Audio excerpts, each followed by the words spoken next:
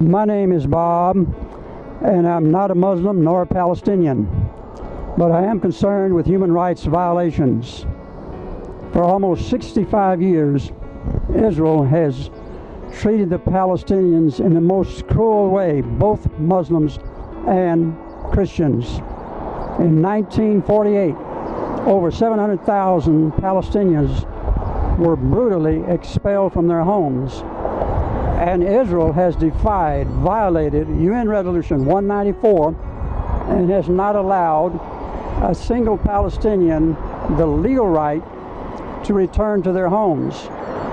Now the number of refugees, Palestinian refugees in the area in Lebanon, Syria, Jordan, West Bank, and the Gaza Strip number in the millions. None of them, Israel has allowed none of them to return. But a Jew anywhere in the world can go to the West Bank settlements for Jews only. All of these settlements, since the very first one in 1967, are illegal according to international law and UN Resolution 242. Israel has over 80% of the land, but they want all of it. And they're doing everything possible to make life miserable for the Palestinians. Apartheid in South Africa was wrong. Slavery and segregation in America was wrong. And the heinous treatment of the Jews by Nazi Germany was wrong. Israel's treatment of the Palestinians, their brutal treatment of the Palestinians for 65 years, and they are presently mistreating them, is also wrong. All of these human rights violations, from South Africa to Nazi Germany, are an attempt to subjugate and kill the human spirit. They are an attempt to destroy dignity and humanity. Is there a greater violation when you destroy a person's humanity? The United States gives $3 billion to Israel every year. That amounts to about $8.2 million per day. We must stop this until Israel complies with international law and obeys United resolutions and treats the Palestinians as they want to be treated. This is the only way for Israel to be secure and the Palestinians to be free. If you agree with our message, please go to our website, stopbillionstoisrael.com, and make a donation. Thank you very much. Hi, I'm Ken.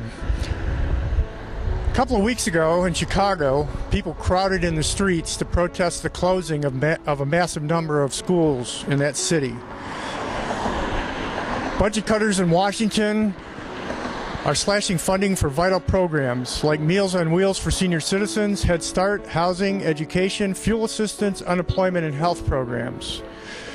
Locally, even local libraries are going on the chopping block. Yet somehow, in this endless fiscal crisis, America's massive aid to Israel goes unquestioned. Israel has a high standard of living. It's a net arms exporter. It funds a generous espionage system which spies on America and then sells our military secrets to other countries. And Israel always seems to have plenty of money to be able to sponsor false flag operations against our country, beginning with the 1967 attack on the USS Liberty, which cost many American lives and is probably the most notorious example. Why should a nation which is widely regarded as the worst human rights violator and is a clear and present danger to America's national security supposed to be the unquestioned recipient of so much American aid, while loyal American citizens are made to suffer the brunt of budgetary cutbacks? The purpose of our billboard, Stop $30 Billion to Israel, is to remind our fellow Americans of the financial hemorrhage this aid to Israel represents and how it undermines funding for vital public services that Americans need. We want Americans to encourage our representatives to represent us and not this upstart little country with its way too powerful lobby in Washington, which is still not registered as a foreign agency. Please support our effort by donating at our website. Thank you. Why do I support withholding all $3.1 billion a year to Israel? Because Zionist groups in the U.S. force the American government to give Israel U.S. tax billions that we need at home for funding our schools, fixing our city structures, and supporting our healthcare systems. Because I was in Gaza in 2009, right after Israel bombed it, killing over 1,450 Palestinians. Because Israel military burned alive 340 children in Gaza with white phosphorus that they bought with your and my tax dollars. Because I saw the blood-stained rooms with gouged out holes that Israeli soldiers used to sniper practice against women and children in Gaza at Christmas time. Because Israel ruthlessly destroys any development in the West Bank, such as water systems or solar energy projects that nonprofits fund to help the Palestinians. Because I'm a Christian, and my parents taught me to stand up for those who are weaker, and that we cannot be silent when killings and torture are done with our government's help. I was in Hebron in 2011, where I saw attacks daily against the Christian and Muslim Palestinians by Zionist Jews who come from other parts of the world.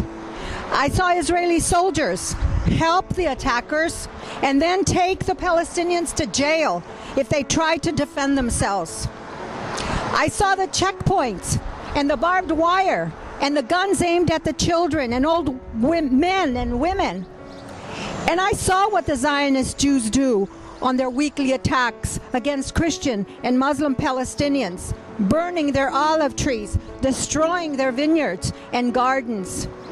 And because I believe that all men and women are created equal, regardless of race, color, or creed. And this goes for all human beings, including Palestinians. Someone once wrote, "What is going on in Palestine today cannot be justified by any moral code or conduct." Muhammad Gandhi, November 26, 1938. This is now 2013. Enough is enough. Please join me. Contact your legislators today and insist that the $30 billion for 10 years earmarked for Israel by our government be canceled immediately and used for America's needs. And please help us put up more billboards so that we can alert the public on this issue. Thank you very much. Our country is facing a number of challenges today. We are having to cut many programs because of our large deficit. We therefore want to make sure what money we give goes a long way and to good use. Israel is the largest recipient of our foreign aid, over $3 billion a year, and we want to be generous when it is needed.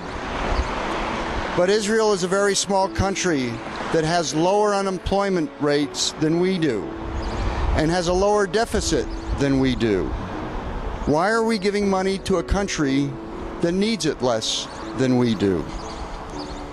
Now, if our money were used to do a lot of good, that would be one thing. Instead, it helps Israel occupy a civilian population and violate their human rights. We would like our money to support our values of equality, freedom, and democracy. Yet Israel continues to limit citizenship and human rights to its Arab inhabitants. Let's stop wasteful spending. Let's stop billions to Israel. And let's keep our money at home. Please support our cause. Thank you.